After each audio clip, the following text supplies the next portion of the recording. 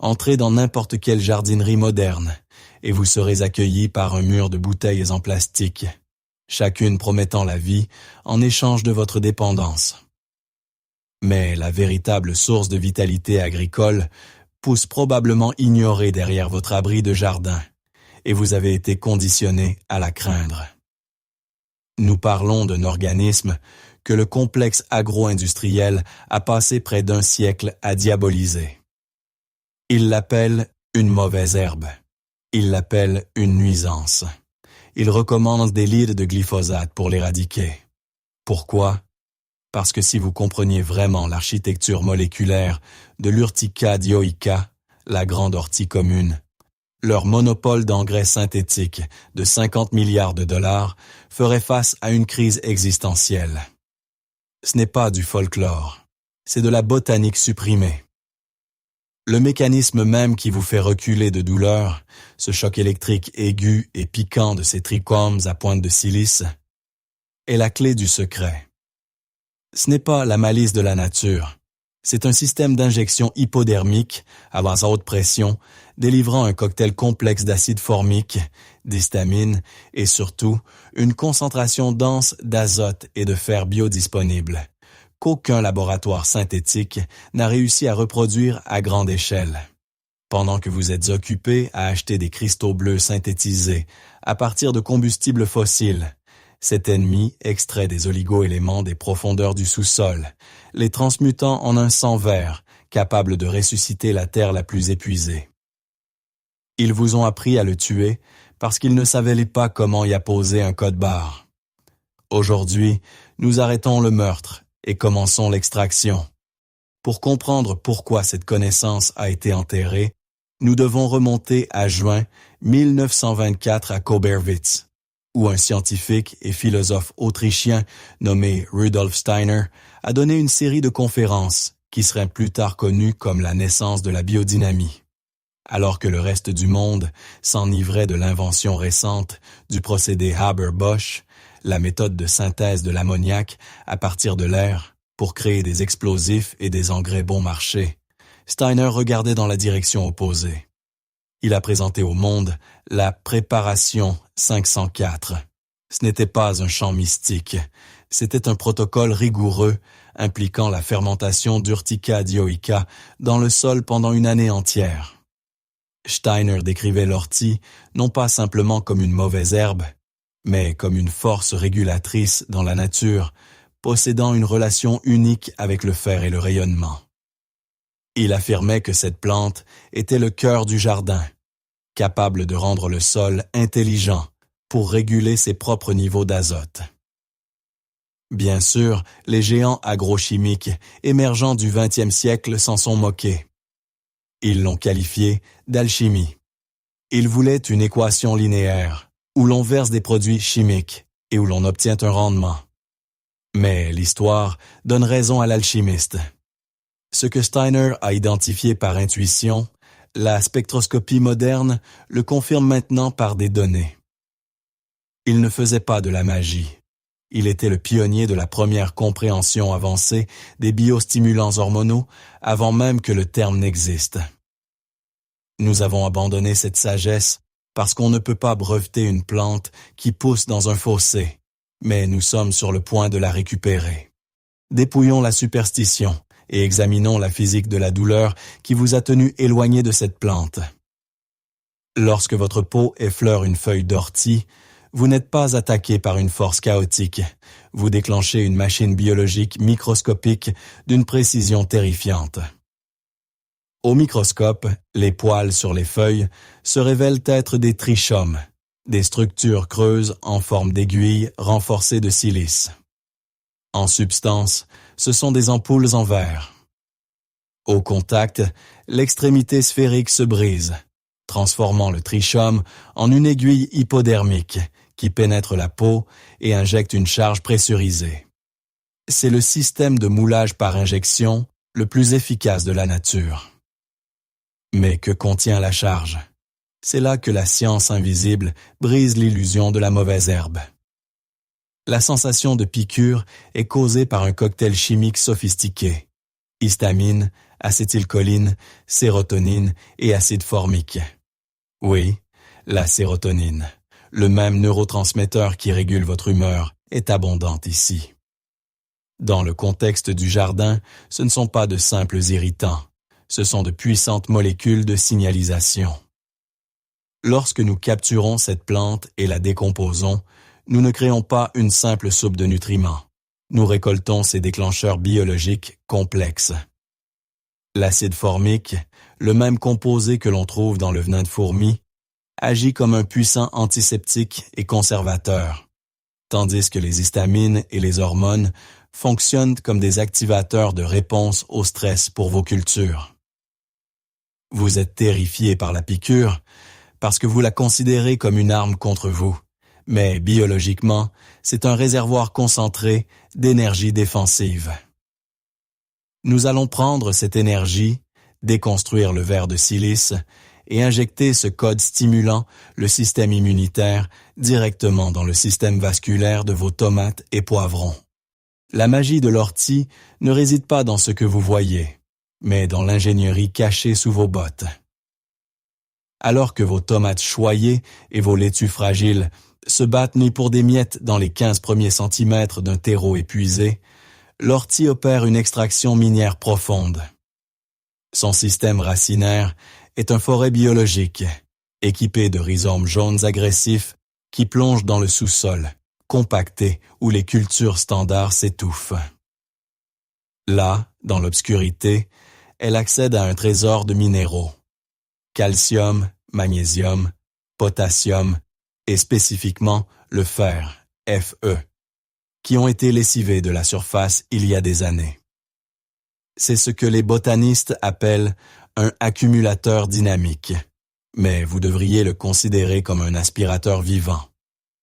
Elle aspire ces minéraux lourds à travers ses tiges distinctes, carrées et creuses, des autoroutes vasculaires conçues pour un transport à haut volume, et les dépose dans ses feuilles. Quand vous regardez une ortie, vous ne regardez pas une mauvaise herbe. Vous regardez une batterie chargée des éléments fondamentaux de la croûte terrestre. Elle ne se contente pas d'absorber les nutriments. Elle stabilise l'azote atmosphérique en une structure protéique parfaitement digestible pour les autres plantes. Contrairement aux nitrates synthétiques qui agissent comme un coup de caféine qui finit par faire s'effondrer le système immunitaire du sol, l'azote stocké dans le système vasculaire de l'ortie est un carburant à libération lente. La plante tire littéralement les éléments constitutifs de la vie de la pierre et de l'air pour vous les offrir, et nous avons l'audace de l'empoisonner pour sa générosité. RNN. Pendant des décennies, les géants industriels ont rejeté cette méthode comme du folklore de jardinage, exigeant des données révisées par des pairs tout en finançant simultanément des études pour la discréditer. Mais le silence se brise. Dans les revues agricoles de 2024 et 2025, une nouvelle vague de rapports indépendants en microbiologie des sols valide la chimie interdite. Lorsque les chercheurs ont finalement soumis l'extrait d'ortie fermenté à la chromatographie liquide haute performance, ils n'ont pas seulement trouvé de l'azote. Ils ont trouvé les clés maîtresses de la croissance des plantes, les auxines et les gibérellines. Ce ne sont pas de simples nutriments, ce sont des commandes hormonales. Les auxines, en particulier l'acide indole 3-acétique trouvé dans le ferment, dictent l'architecture des racines, disant à la plante d'étendre agressivement sa fondation. Les gibérellines signalent aux cellules de s'allonger et aux fruits de se former. Lorsque vous appliquez de l'urée synthétique, 4600, vous gavez la plante de calories pures et vides, comme si vous nourrissiez un enfant uniquement de sucre. La plante pousse haute, aqueuse et faible, ses parois cellulaires minces et sujettes aux pucerons et aux infections fongiques. Inversement, l'extrait d'ortie apporte le nutriment avec l'instruction hormonale sur la façon de l'utiliser. Les essais sur le terrain montrent maintenant que les cultures traitées avec ce sang vert ne se contentent pas d'égaler le rendement des groupes témoins fertilisés chimiquement. Elles présentent une augmentation mesurable de la résistance systémique acquise, RSA. La plante n'est pas seulement nourrie, elle est blindée. La science n'est plus théorique. Les données sont sur la table et elles rendent le sac de poudre bleue obsolète. Pourquoi l'instruction de détruire cette plante est-elle si universelle, si agressive et si profondément ancrée dans notre psyché de jardinier? La réponse ne réside pas dans la biologie, mais dans le froid calcul de la macroéconomie et les conséquences des conflits mondiaux. Après la cessation de la Seconde Guerre mondiale, les puissances industrielles se sont retrouvées avec un problème d'infrastructure massif. D'énormes stocks de nitrate d'ammonium et des usines conçues pour produire des explosifs, qui n'étaient plus nécessaires. Ils ont eu un choix, arrêter les moteurs de la guerre ou réorienter le produit. Ils ont choisi la seconde option. Les mêmes liaisons chimiques, utilisées pour raser des villes, ont été rebaptisées engrais miracles pour votre maïs et votre blé. Ainsi, l'ère NPK est née, non pas par désir de nourrir le monde, mais par nécessité de maintenir les chaînes de production chimique industrielle en mouvement. Dans ce nouvel écosystème commercial, l'ortie est devenue une anomalie dangereuse. C'est une entité souveraine. Elle synthétise son propre azote de haute qualité sans étiquette de prix. Elle guérit le sol sans modèle d'abonnement. Pour une entreprise vendant de la dépendance, un agriculteur qui peut fabriquer son propre engrais supérieur à partir d'une mauvaise herbe est un client perdu. Ils ne vous ont pas appris à la pulvériser parce qu'elle est nocive pour votre jardin. Ils vous ont appris à la pulvériser parce qu'elle est nocive pour leurs bénéfices trimestriels. En déclarant la guerre à l'ortie, ils vous ont vendu le poison pour tuer le concurrent et le substitut synthétique pour le remplacer. Un cercle vicieux parfait de profit. Nous commençons l'extraction. Cette phase n'est pas pour les timides. Elle vous demande de marcher directement dans le patch de feu vert que vous avez passé toute une vie à éviter. Pour fabriquer ce biostimulant, vous devez récolter l'ortie au moment précis où son énergie potentielle est à son maximum. Cette fenêtre est strictement avant la floraison. Dans le cycle de vie de l'Urtica dioica, la plante passe sa phase de croissance précoce, à puiser agressivement l'azote et les enzymes dans ses feuilles pour construire sa structure. Une fois que les fleurs blanches apparaissent et que les graines se forment, la chimie interne de la plante change. Le rapport carbone-azote se modifie, et cette énergie végétative explosive est verrouillée pour la reproduction. Vous voulez le guerrier, pas le parent. N'attendez pas l'été. Équipez-vous de gants en cuir épais et de manches longues. Les trichomes peuvent pénétrer le latex et le coton léger. Vous ne désherbez pas. Vous récoltez une culture renouvelable. Ne tirez pas la plante par la racine. Nous voulons que cette usine reste opérationnelle pour l'année prochaine. À l'aide de cisailles ou d'une faux, coupez les tiges à environ 7 ou 8 cm du sol. Vous avez besoin de biomasse, des brassées entières. Vous cherchez à remplir un récipient, pas à faire une tasse de thé. En coupant, vous sentirez l'odeur âcre et crue de la sève. C'est l'odeur de l'acide formique et du fer. Ne laissez pas le matériel récolté sécher au soleil. Nous avons besoin que l'eau cellulaire reste intacte, car elle agit comme solvant principal lors de la phase initiale de fermentation. Tassez fermement les herbes fraîches et piquantes. Vous tenez maintenant la source d'ignition brute pour la récupération de votre jardin. Maintenant, nous construisons le bioréacteur. Vous avez besoin d'un récipient en plastique polyéthylène, haute densité, PEHD ou en bois. N'utilisez pas de métal. Les acides réactifs pendant ce processus corroderont l'acier galvanisé et contamineront votre préparation avec de la toxicité. Les mathématiques de l'extraction sont absolues. 1 kilogramme de matière végétale fraîche est compressé pour 10 litres d'eau. Et soyons clairs sur l'eau. N'utilisez pas l'eau du robinet directement du tuyau. Le chlore conçu pour tuer les bactéries dans vos tuyaux tuera la force de travail microbienne que nous essayons de développer. Utilisez de l'eau de pluie ou laissez votre eau du robinet reposer à l'air libre pendant 24 heures pour dégazer le chlore. C'est là que l'amateur échoue. Il confond la putréfaction avec la fermentation.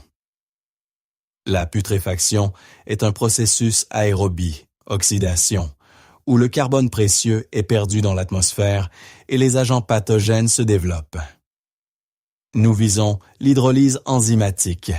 Vous devez submerger complètement la biomasse. Si les orties flottent, elles émoisissent.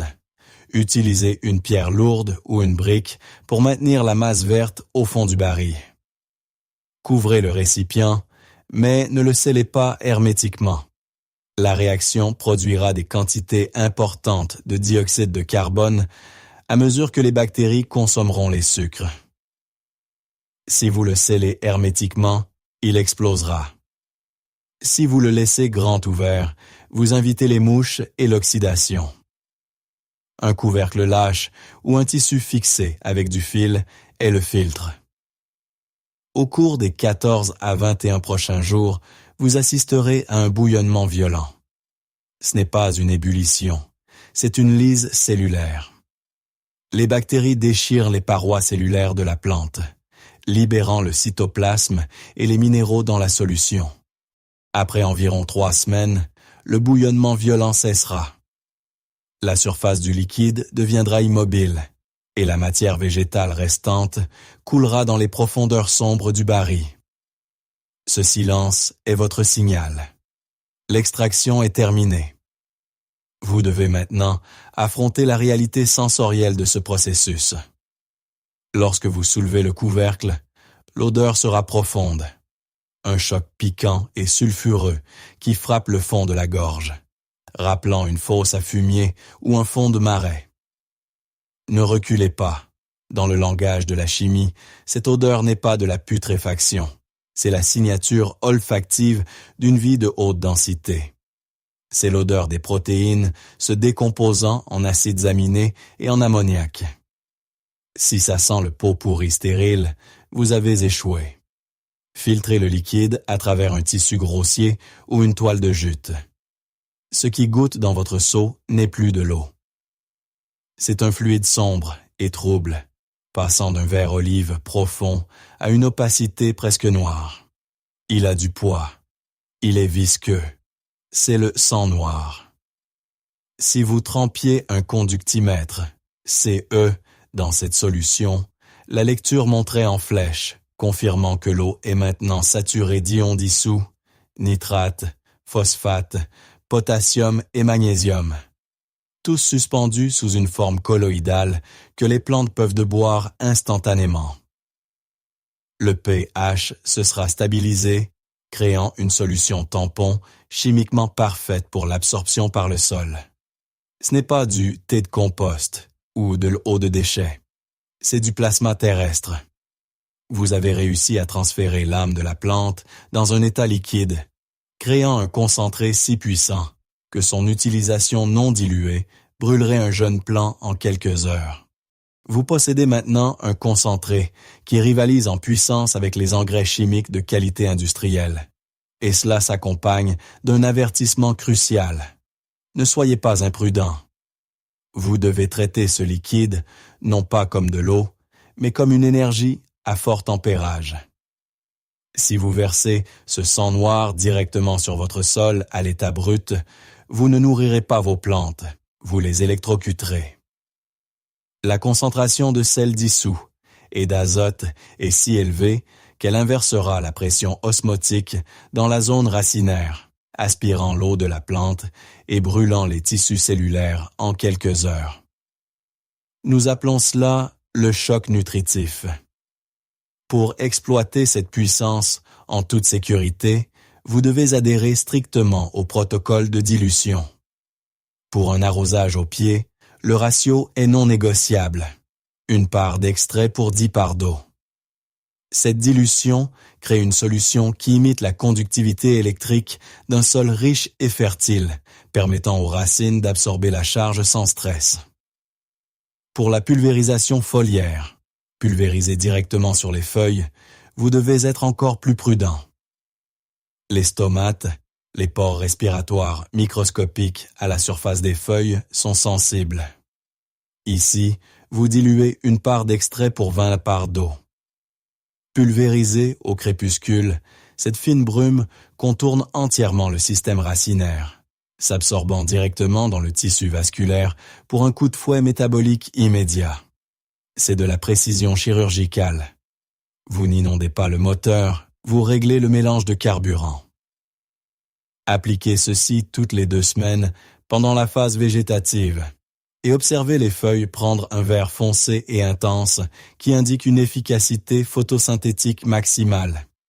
L'extraction est terminée, le liquide est embouteillé et vous restez à fixer le fond du baril. Ce qui reste est un tapis sombre et visqueux de végétation décomposée, la boue. Dans un modèle industriel linéaire, c'est un déchet à jeter. Dans notre système en boucle fermée, c'est un détonateur biologique. Ne jetez pas cela.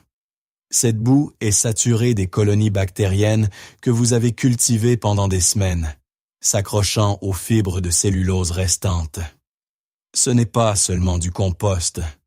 C'est un inoculant probiotique de haute densité. Prenez cette masse humide et fibreuse et enterrez-la peu profondément autour de la ligne d'égouttement de vos arbres fruitiers ou mélangez-la à votre tas de compost. Vous offrez effectivement un festin à la macrofaune du sol. L'odeur et la texture de cette matière fermentée agissent comme un signal pour le Lumbricus terrestris, le ver de terre.